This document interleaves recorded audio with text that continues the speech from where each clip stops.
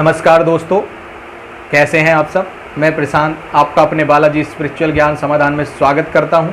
आज मैं आपको इस वीडियो में जानकारी दूंगा कि श्री प्रेतराज सरकार कौन है और उनकी पूजा बालाजी महाराज से पहले क्यों की जाती है। इसकी पूरी जानकारी दूंगा, आप वीडियो अंत तक देखिए। और अंत में एक उपाय ऐसा बताऊंगा जिससे आपके संकटों को निवारण हो जाए, आपके संकट आपको परेशान ना करें लॉकडाउन में, क्योंकि मंदिर खुला हुआ नहीं है। उसमें जो मैं तरीका बताऊंगा, 2 तरीके बताऊंगा, वो दोनों आप अपने घर पे करिए, आपको निश्चित ही लाभ मिलेगा। वो मेरे आजमाए हुए और करे हुए हैं, तो उससे आपको लाभ मिलेगा। इसलिए वीडियो के अंत तक आप बने रहिए। वीडियो शुरू करने से पहले आप सबसे रिक्वेस्ट करूंगा, मेरे चैनल को सब्सक्राइब करें, पास आए बेल आइकन को दबा दें, जिससे हमारे आने वाले वीडियो के अपडेट आपको मिलते रहें।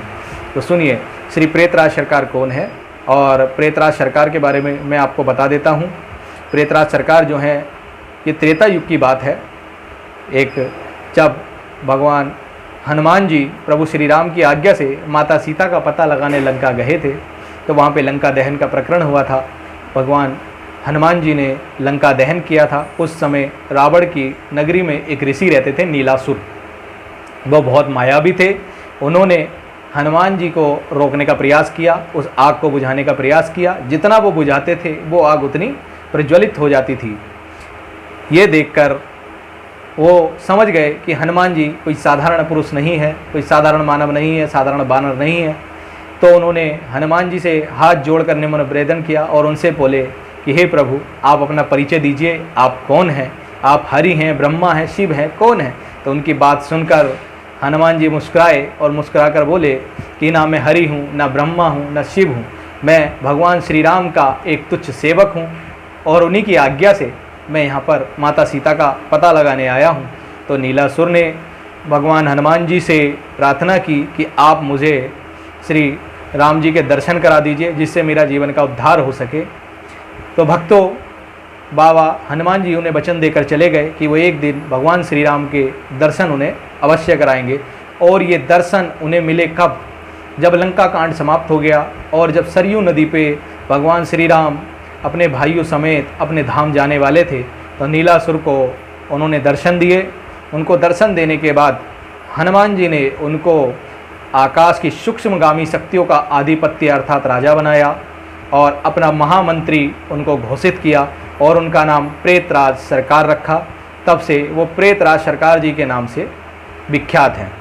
अब मैं आपको बताता हूँ कि उनकी पूजा बालाजी में सर्वप्रथम क्यों की जाती है।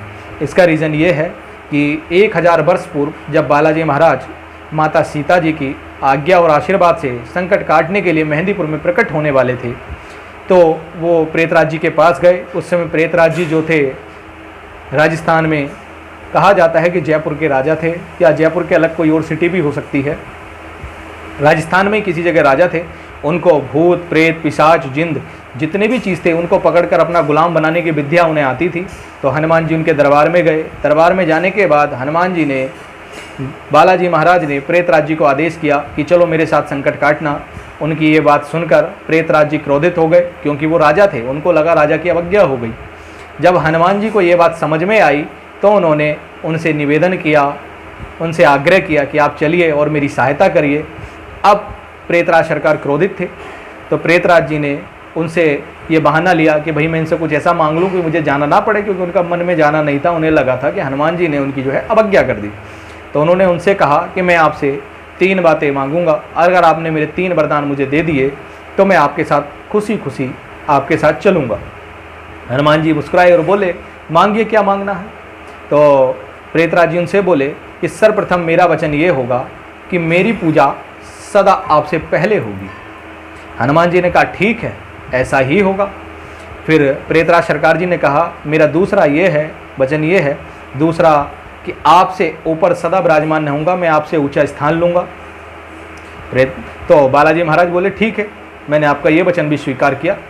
और तीसरे वचन उन्होंने लिया कि जब मेरी कचहरी चलेगी तो उसमें कोई भी हस्तक्षेप नहीं करेगा, मेरी कचहरी में केवल मेरा ही आदेश चलेगा।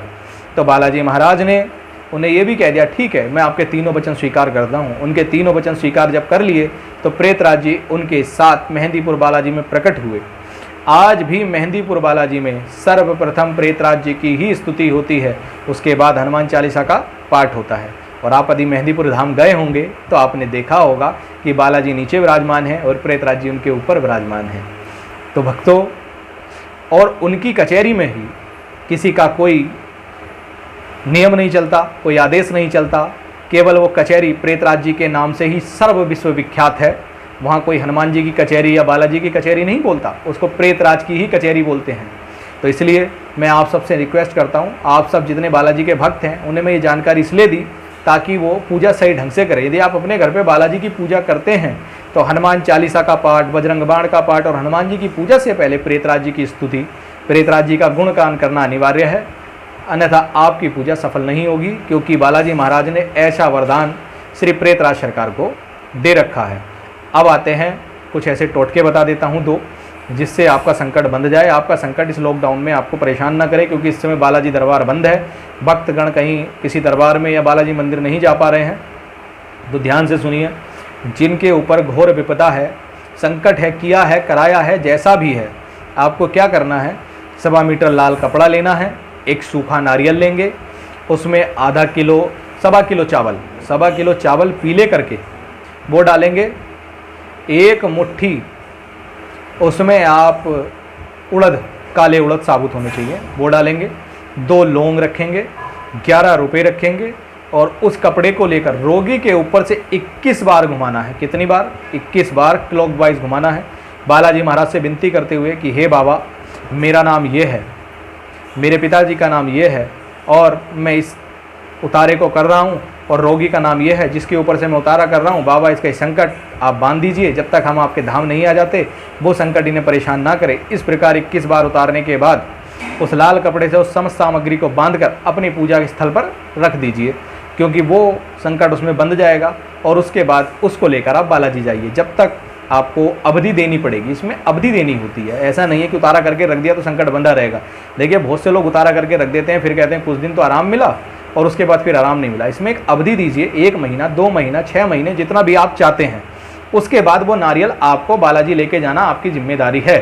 तो ऐसे करिए, आप ये उतारा करिए, उतारा करने से आपको लाभ मिलेगा। दूसरा टोटका, किसी को नज़र लगा हो, किसी मांत्रिक तांत्रिक या किसी का कुछ करा हुआ हो, तो इसके लिए करिए, एक पानी वाला नारियल ले लीजिए। पानी वाला नारियल लेना है, उसके ऊपर जूट हो, सारा नीचे से छील दीजिए, जहाँ उसकी आँख होती है, जहाँ से जल निकलता है, उसके मुख पर जूट ऊपर छोड़ दीजिए, ठीक है। और जब जूट छोड़ देंगे इस तरीके से, नारियल का मुख ये हो जाता है, यहाँ पे जूट होगा, यहाँ पे जो है जूट होगा। अब आपको क्या करना है, रोगी को बैठाइए, रोगी को बैठाने के बाद एक आदमी उसका उतारा करेगा। उतारा करने की विधि बता देता हूँ। रोगी अपने मन से, जो रोगी है वो बाबा से विनती कैसे करेगा, वो बाबा से विनती करेगा कि हे बालाजी महाराज, मेरा नाम ये, मेरे पिताजी का नाम ये और मेरा निवास स्थान ये है, मैं अपना उतारा करवा रहा हूँ। मेरे अंदर जो नज़र है, दोष है अंदर बाहर, किसी का कराया किया, तांत्रिक मांत्रिक का कोई शक्ति है, कोई ऐसी चीज़ चली है जिससे मुझे नुकसान है, निगेटिव ऊर्जा है, भूत प्रेत पिशाच जो भी है, उसको आप इस उतारे में लेकर मुझे इस बाधा से मुक्त करिए। और जो उतारने वाला है वो भी मन में ये संकल्प लेगा कि हे बालाजी महाराज, मेरा नाम ये, मेरे पिताजी का नाम ये और मेरा निवास स्थान ये है, मैं जो हूँ इस कार्य से, इसके लिए ये उतारा कर रहा हूँ। हे बालाजी महाराज, आपकी कृपा और आपकी शक्तियों से, आपके आशीर्वाद से इसके अंदर जो अंदर बाहर जो तांत्रिक का किया कराया है, संकट है, भूत है, पिशाच है, डाकनी शाकनी, जितने भी प्रकार के नज़र दोष हैं, वो सब इस नारियल में ले लीजिए। और ये उतारा करते समय मेरे चारों तरफ अपनी कृपा का एक घेरा बना के रखिए, ताकि ये चीज़ मुझे नुकसान ना पहुंचा सके और आपकी कृपा, आपके आशीर्वाद से ये उतर जाए। फिर वो नारियल लेकर आपको क्या करना है, जब ऐसे करेंगे तो 3 बार आपको क्लॉकवाइज ऊपर से नीचे घुमाना है, सर से पैर की तरफ। और जो वो जूट है उसका मुख जो है रोगी की तरफ होना चाहिए, संकट वाले की तरफ होना चाहिए। 3 बार घुमाएंगे, 3 बार उसको इस तरीके से, या मैं ऐसे बता देता हूँ, इस तरीके से घुमाना है, ठीक है, क्लॉकवाइज। और उतारते समय उसका मुख, उसका जूट रोगी की तरफ होना चाहिए। रोगी उसको बराबर देखता रहे ताकि उसकी नज़र के माध्यम से संकट उसमें कैद हो जाए। जब 3 बार आप उसको उतार लेंगे, उसके बाद 3 परिक्रमा क्लॉकवाइज नारियल लेकर जो रोगी का उतारा कर रहा है वो उसकी रोगी की 3 बार परिक्रमा करेगा, क्लॉकवाइज परिक्रमा करनी है। और उसका मुख रोगी की तरफ ही रखेगा। उतारा करने के बाद उसे किसी सिद्ध हनुमान जी के मंदिर लेके जाइए, जहाँ जागृत हनुमान जी की मूर्ति हो और हनुमान जी का मंदिर हो। उस पहाड़ी पर जाकर उसको फोड़ देना है। क्या करना है, फोड़ देना है, वो नारियल फोड़ना है, छोड़ के रख के नहीं आना है, उससे आपको दोष लगेगा। उस नारियल को खाना भी नहीं है फोड़ के, फोड़ कर वो साइड में रख दीजिए ताकि वहाँ का कोई पशु पक्षी कोई भी खा ले। उस नारियल को फोड़ के और आप सीधे पीछे मुड़ के नहीं देखेंगे, वापस अपने घर आ जाएंगे और घर में हाथ मुँह पैर धोकर ही प्रवेश करेंगे। ये उतारा करते हुए ना आप किसी से बोलेंगे ना चालेंगे, कोई आपको टोके ना, ये उतारा करके सीधे जाना है, फोड़ के घर वापस आ जाना है। उतारा जो भी आप करेंगे शनिवार के दिन करेंगे, रात्रि में करेंगे 8 बजे के बाद, ताकि आपको कोई देखे ना, कोई उतारे ना, कोई टोके ना। इस प्रकार उतारा करने से आपका रोगी पूर्ण रूप से ठीक हो जाएगा, उसका संकट जो है उसके अंदर माध्यम से कट जाएगा।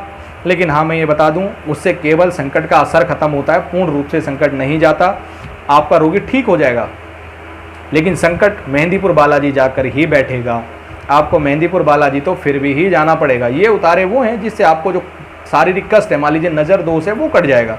कोई हल्का फुल्का सड़क का चौराहे का कहीं का लग के आ गया है, वो कट जाएगा। लेकिन किसी तांत्रिक ने यदि क्रिया की है तो क्रिया बालाजी में कटेगी, लेकिन ये उतारा करने से आपको बहुत लाभ मिलेगा। इस उतारे को करिए, ये कराया है हमने यहाँ पर अपने दरबार में, कितने लोगों का करा है, जिन पर तांत्रिकों ने क्रियाएं कर रखी है उनको भी लाभ हुआ है।